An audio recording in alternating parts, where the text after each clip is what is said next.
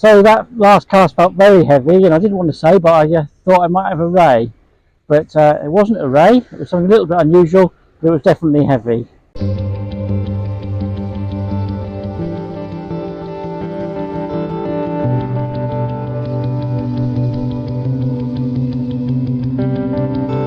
So welcome back, and it's daylight for a change. So I've got no matches for the next 3 weeks, so I thought I'd come out, have a bit of a practice, and to show you I'm not a vampire, I can come out in the daytime. So we're back at Gilkicker Point. The point's up behind me, there's the castle, there's the Fort Gilkicker, and then whiz all the way round, back over my shoulder is the lifeboat station. And then out to sea on the horizon there, that's the Isle of Wight. So tonight I'm here for a bit of practice with those anchovies I tried last Tuesday, and also to see if I can do a bit better at catching dogfish. It's March and there are not many matches at the moment because the fishing down here in Hampshire is quite difficult. Here the winter fish have gone and the summer species haven't arrived yet. There will be a few small whiting, pout, but really filling the gap at this time of year are dogfish. So there's my first two baits ready. This one is a bit of that anchovy with squid, and this one's half a sandeel. But you can see here, I've just got the bend of the hook, it's about level with the end of the bait. It's elasticated on, make sure you get a bit of elastic above and below the eye of the hook, that'll stop the bait moving up and down. Same on that one. That's a size 2, and then I've been brave and gone up to a 1.0 for there.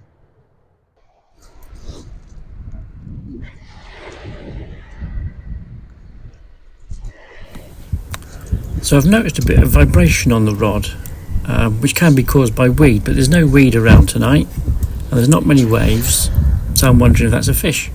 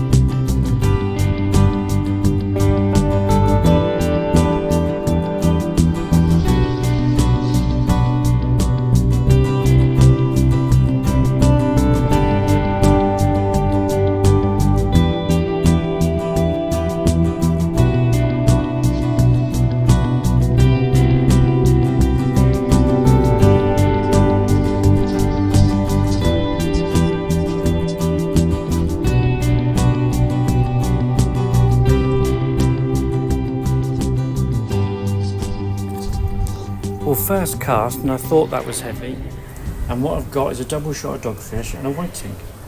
But I've also pulled in somebody else's gear, and that's got a double shot of dogfish on it as well.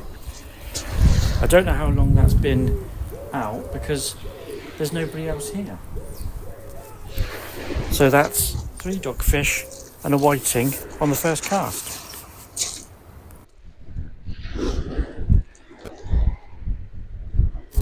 So the other night I tried to show you this tool which works a similar way to a T-bar. You just put the line through here so it is caught in the loop, slide the loop down until it's on the bend of the hook. You can then pull the line down and the hook up and it should come off easy.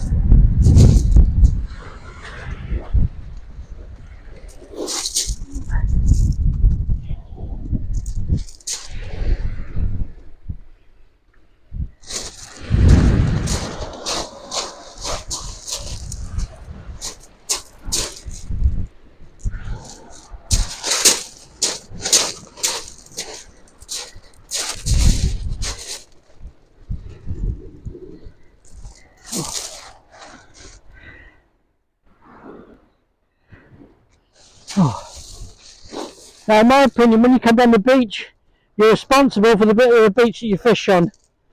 So make sure you don't leave any of your own rubbish, and if you find any, make sure you take home everybody else's rubbish as well. So I've just noticed that this lead I pulled in, someone's reversed the cone. So they've taken the cone off, they've bent the hook clip the other way, and then put the cone back on upside down. Why on earth would someone do that?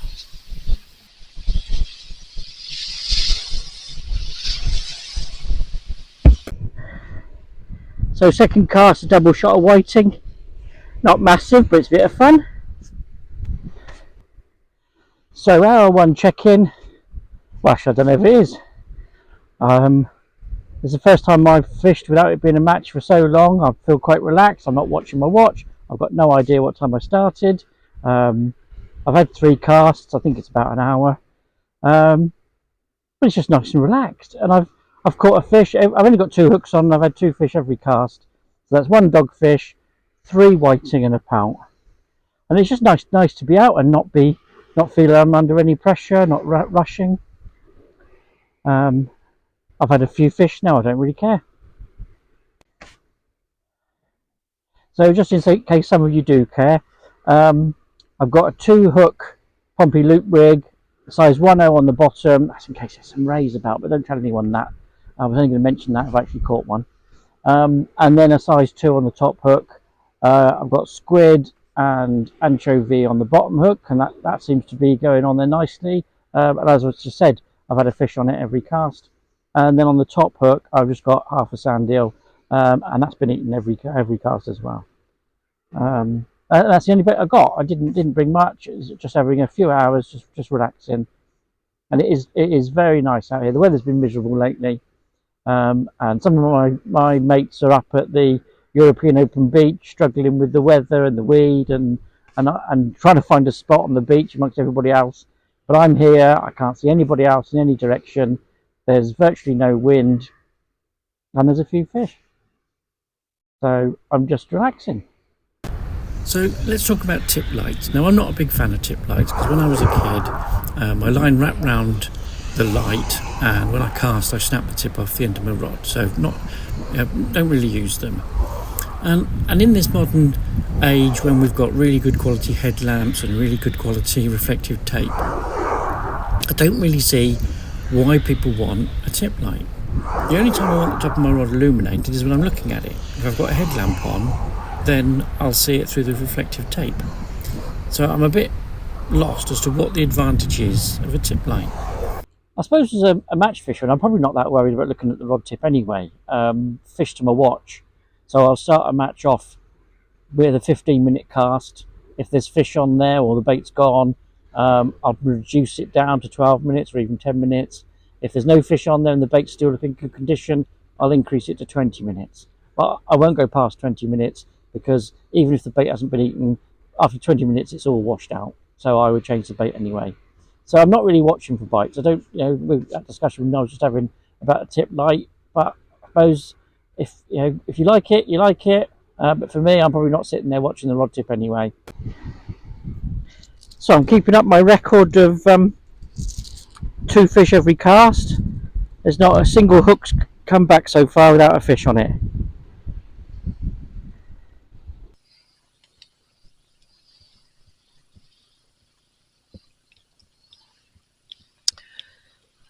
So try to get a few turns around either side of the eye, stops the bait moving up and down the hook. And then I like that hook point to be really clear. I wouldn't remember that little bit.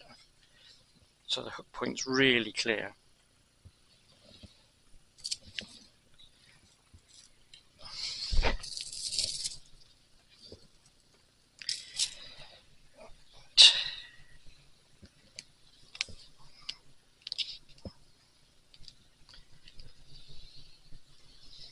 You use quite fine elastic, it makes it easier to get the old stuff off. In fact, I'm using latex now because apparently that's more eco-friendly and it'll rot away rather than pollute the ocean with more plastic.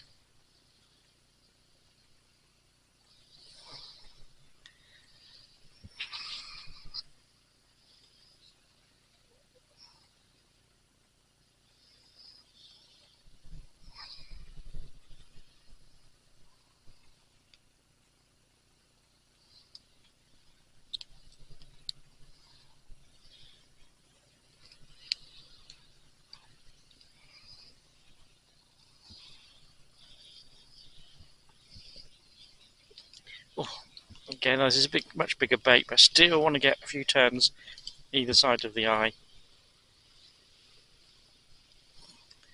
And keep going up the bait so it's elasticated to the line. Now, some people tie off elastic, but I do not tie off elastic. There's no way that's coming undone.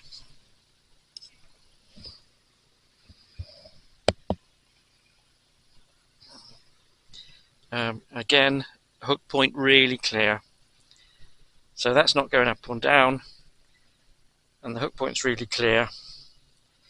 So what I want is a fish that's going to take that all in its mouth, and then with that hook point that clear, if that goes into a fish's mouth, that's not coming back out.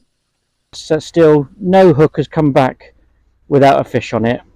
What I would say is I'm doing 20-minute casts, and if you are catching a fish on every hook every time, you should really be reducing the time of that cast. Come down to 15 minutes. If you're still getting double shots, come down to 10 minutes. But I'm only here for a bit of fun, so I can't be bothered. So another sort of check-in. I've got no idea what the time is or how long I've been here, but it's been a lot of fun because I've still not had a hook come in without a fish on. They have all been small. Even the dogfish are quite small. They've only been sort of about 45cm dogfish, but yes, it allows you to practice when there's plenty of little fish around. You can have a bit of a practice. I've been practicing my casting. That's the first time I've used the anchovy like this, so mess around using that, and you can get to find out if there's no fish there. You don't know whether it's going to work or not, but when there's plenty of fish around, you can experiment. So that's been nice. I've just found out that weird lead I brought in was JJ's. JJ's the guy that runs the the league I fish on Tuesday nights, is trying to convince me that it makes it more streamlined and protects the bait by having that cone upside down. I'm not convinced. Yeah. So one of the things I wanted to experiment with tonight was anchovies. When we get the bag of anchovies, just open it. Oh, so bag of anchovies. They're a bit bigger than the length of my finger. Getting about 4 baits out of an anchovy, but they're very, very soft once they've defrosted. You can see on that side that even though I've tried to be a bit gentle with the elastic, it's dug quite deeply into the fish. So I am elasticating it onto a piece of squid that side, which gives it a bit more stability. It's going to stay on the hook better. But yeah, you just have to think about ideas of how to use it differently, because it was, particularly when it was still frozen, it was very nice. So I think one of the things you can do is if you can bring several with you, keep it in a cool box with a freezer block, and then only take out as much as you need, and leave the rest in just to stay frozen, because it was a lot easier to deal with when it was still frozen. So it's gone 9 o'clock. I've been here since about 4:30, 5. That last cast, it's low tide now. That last cast, the first cast, when I didn't get a double shot, I only had 1 pout that time. But it's got a lot colder. I think my cold drink that I brought with me is now colder than when I arrived. And I think some of my bait's starting to refreeze. So it's now easier to put the anchovy on than it was an hour ago. I don't know how much longer I'll be down here. I've enjoyed it. But when you're only down here for pleasure, if it starts to get too cold and your fingers start to hurt, you just go home. But I've really enjoyed being down tonight and doing this filming, but it's been so much more relaxed. Now, I was trying to show you a bite, but the absolute classic is every time someone turns the camera on, the bite stops. But there's a reason for that. A lot of fish, they'll only bite once. They've got hold of the bait, they try to swim away with it, they feel the lead, you see the bite on your rod. Oh, there's a bit of a bite there. And then they just play possum, they just lie there. And that quite often happens with whiting and dogfish. So you'll get 1 bite and then nothing, and then 5 minutes later you get another bite, and it's not the same fish, it means you've got 2. So some people will even count. If they've got 3 hooks on, they'll count until they think they've got 3 fish on before they bring in. So that second bite was because there was a second fish. So that's only 1 cast all night that didn't come in with 2 fish, and that cast was dead over low water.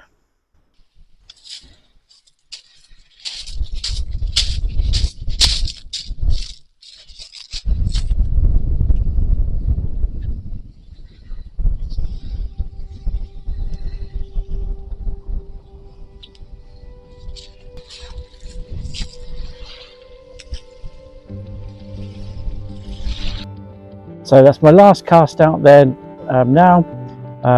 Got down here about 4:30, but I practiced my casting for a bit because that needs improving.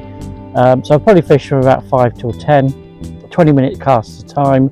I didn't change rig, I kept with the 2-hook pompey loop rig, 1 on the bottom, size 2 at the top.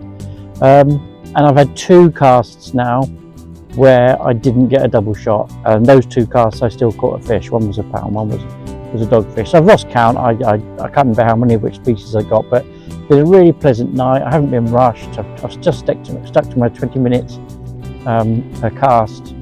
There's been virtually no wind. It's been really nice night, so I must do this again.